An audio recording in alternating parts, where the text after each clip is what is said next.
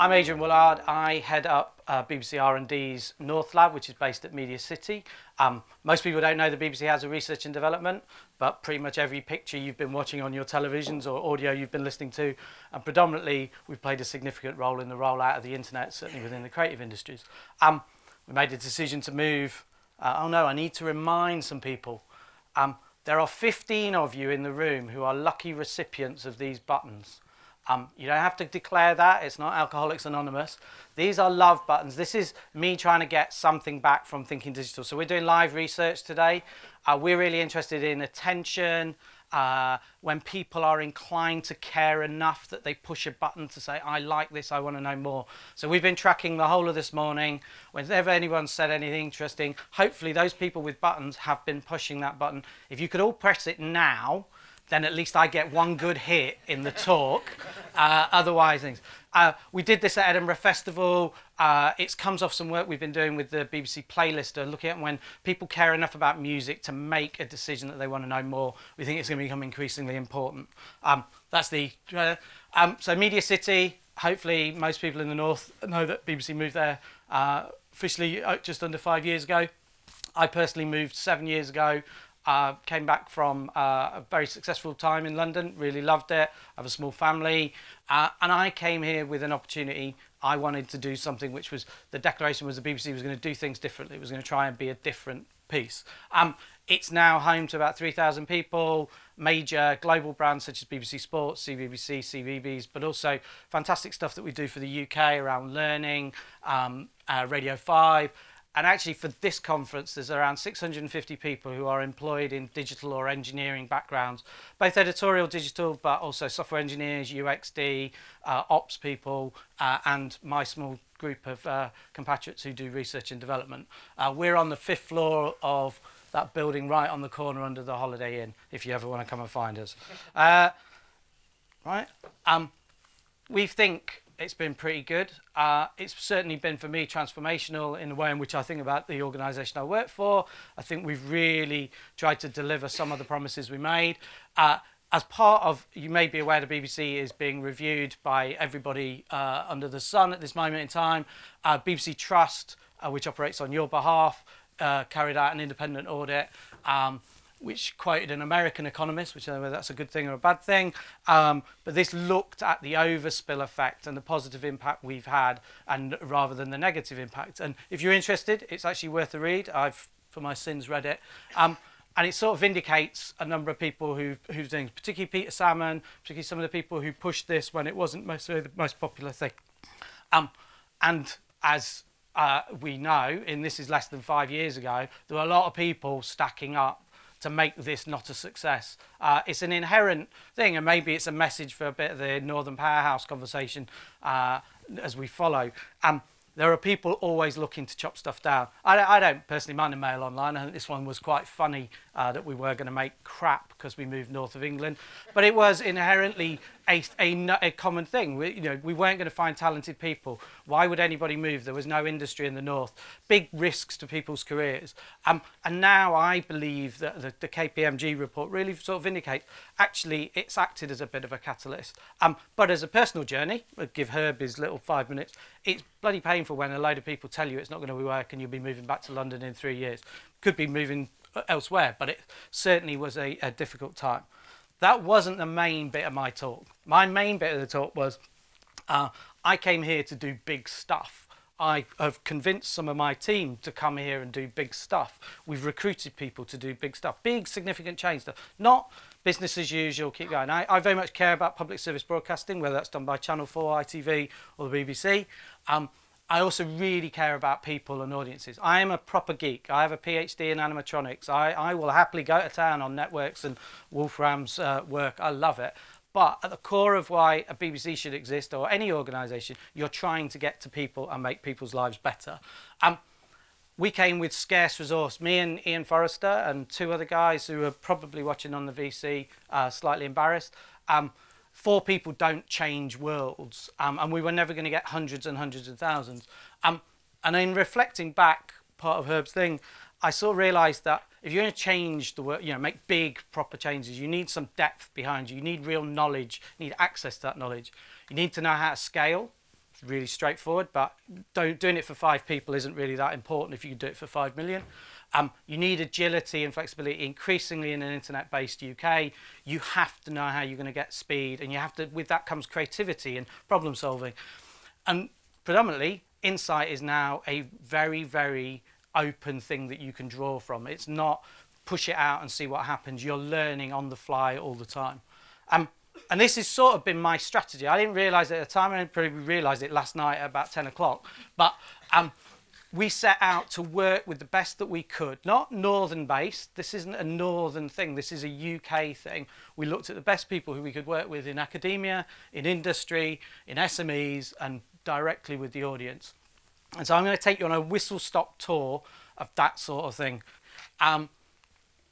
These are a bunch of universities across the country that we work with. We work with in a structured way.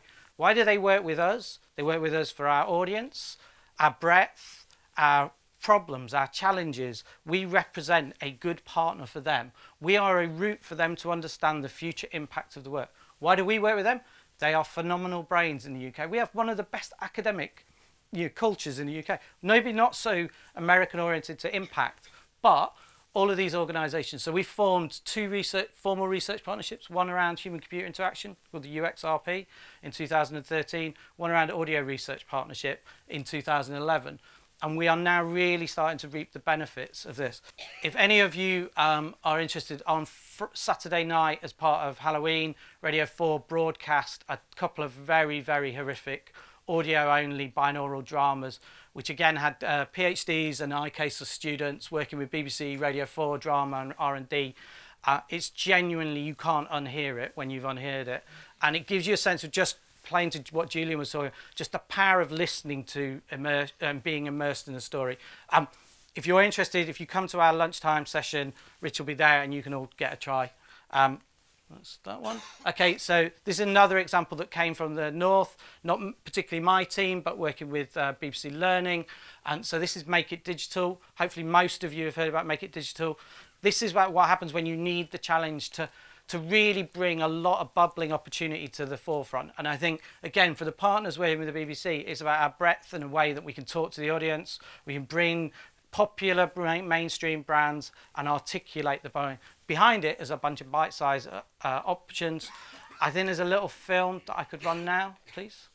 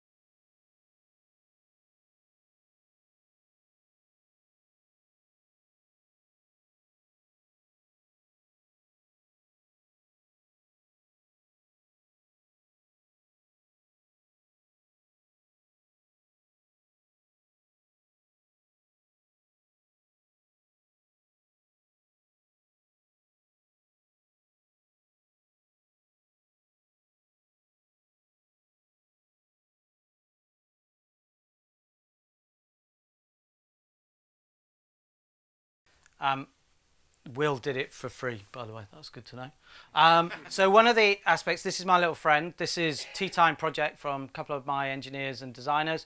This is, I did a PhD in animatronics, so they thought this was the nearest to my head. This is a microbit. The goal is to release 1 million of them to Year 7 kids this school year. It's not without its challenges. It's hardware and software and learning. If you've worked in any 3 of those fields, you'll know how difficult it is. But behind it is 29 partners, big and small, so ARMS, Microsoft, Samsung's, but also Sciencescope, Code Clubs. Genuinely, for me, as a parent and as a member of UK society, this is a good thing, right? It's not easy, but this is the sort of thing that by partnering with the BBC, we hope we will make the difference. And again, going to your Northern Powerhouse, we all know skills is going to be the big challenge. It's not dearth of ideas. I think we've got loads of ideas. It's the people who will realise them. if you want to see this one, it's got built-in sensors. If I shake it, it should look angry, and then it'll go happy. And then if I make the fatal mistake of pushing the buttons, it's now driving some motors, and it won't stop, if I remember rightly. So I'll leave him there. Microbit is coming out, and then it will be commercially released as well. Next piece, bit of learning. SMEs are a good thing. BBC has tried this, large organisations try this continually. Herb reminded me of my failures in trying to make this happen before. Moving north was an opportunity to rethink it, and we did some very sensible things. We launched a thing called Connected Studio. This launched 3 years ago. This is some of the numbers as we proceed, and I really encourage any of you who are anyway interested in working with the BBC around digital ideas, around audience-inspired ideas, come along at lunchtime. A couple of things in here about why it's good for the indies. So one is, again, that reach, getting access to big scale audiences and rapidly testing. Behind this, we did some real significant change. So in our IPR model, the indie remains owning its IPR. Only if it's fully commissioned and is rolled out to mainstream service. The moment the BBC says no, all the IPR that you've created falls back to yourself, which means you get better people coming with better ideas. The feedback from this has been great. To me, it's early steps, but we have contracted 160 plus companies out of those 458 who've taken part. Really simple. It's all about audience. It's about near-term innovation. It's about looking for the opportunities that come from technology. I'm not going to go into any more because you can come and find out at lunchtime. Find us online. The goal is to drive change to BBC. These are examples of some of the companies just recently in the last probably 6 to 8 months that we've worked with directly. If I show you an example, which is probably better. So this is something with a company called Fish in a Bottle, who will be here at lunchtime. I did with the BBC Casualty team, again, about taking advantage of rich interactive video, HTML5. So you would normally be in control of this. This is just like a walkthrough. Yeah, I forgot to mention this.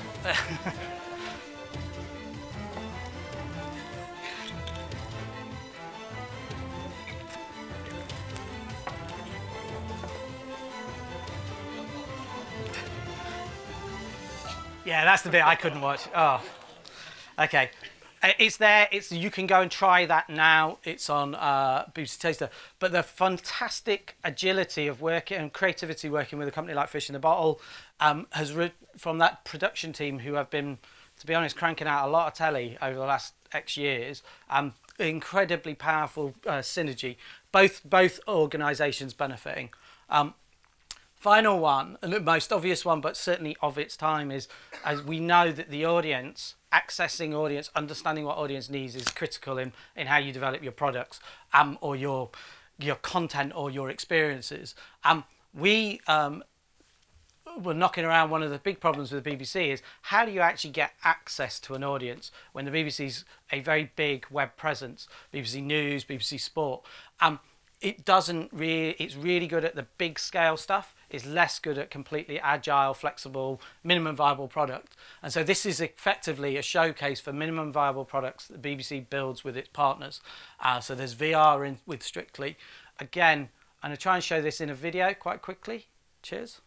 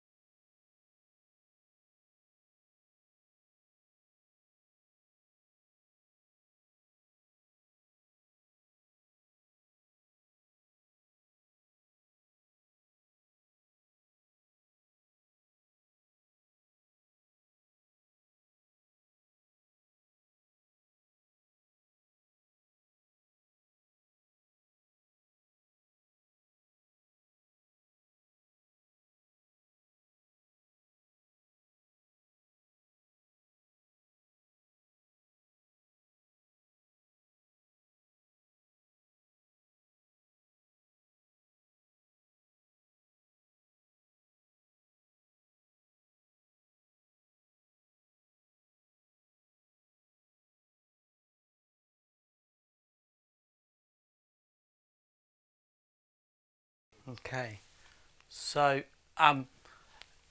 it's basically it's a showcase, but it's a learning showcase. So there's all of the data. It's all being driven by data behind the scenes. So every project has a live dashboard, which the team are continually to track. It's building business cases for the future. It's what you all do in your worlds when you're pivoting on outside in the real internet. This is allowing the BBC to do it, and it's allowing our partners to get in there and do it. It's global, which is again a really important thing. This is not a UK bounded stuff. We've had one pilot with a hip hop band called Run the Jewels. Had 71 countries have visited that pilot. You have to be global in scope. It's targeting underserved audiences in the UK, but it's also looking at other audience opportunities in the mainstream. Just today, about an hour and a half ago, we've launched our first ever pilot from Africa. So we're working, Connected Studios running a program of engagement with Africa and BBC World Service. I'm really, really proud that there's a first pilot built by an indie in Nairobi. Is that right, Laura? Cape Town. Okay, there's one coming from Nairobi later. So I encourage you to go try. Enough people are trying it. It's becoming its own thing. We're learning so much about what people want. Which brings me back to this, which was the start of the thing, which was I came north on a mission. I'm really pleased that Herb let me sort of talk about this. Hopefully you get a bit more of a sense that the BBC is not just about your BBC One, your BBC Two. We care about technology innovation. We care about the audience. This is the way in which you have to think. No one in here, unless you are Apple, Google, possibly Amazon, maybe Netflix and Samsung, which I don't think you're in today, are going to solve the problem on their own. You need to, I feel like you really need to think about who you can work with to succeed. I would love loads more designers. I'd love loads more academics. I'd love loads more software engineers. Actually, it comes to a point where it's better to find the best there is and convince them that you have value to them. I hope that makes sense. It's a bit simplistic. This is what we believe is the future. So I feel like I've just done Act 1, which was sort of get my team up here, get them established. Within the BBC's proposition for what it wants to do for you in the next 10 years, it talks about an open BBC, it talks about BBC as a platform, it talks about idea service. They are all sort of originating from myself and others like Tony Aggie and outsiders about what the BBC should transform itself for in the internet. If you have any opinions, good or bad, don't name me in it, please, if it's bad. You've got till November the 5th to tell the BBC Trust what you think the BBC should be doing in the next 10 years. I hope that's been interesting, relevant, timely, sets up Martin for a fantastic panel. I love this quote. I always use it. If you want to know more, come to our website, find me on Twitter, find us on Twitter. If you're really interested in and working with us, come to Connected Studio session at lunchtime. Thank you very much.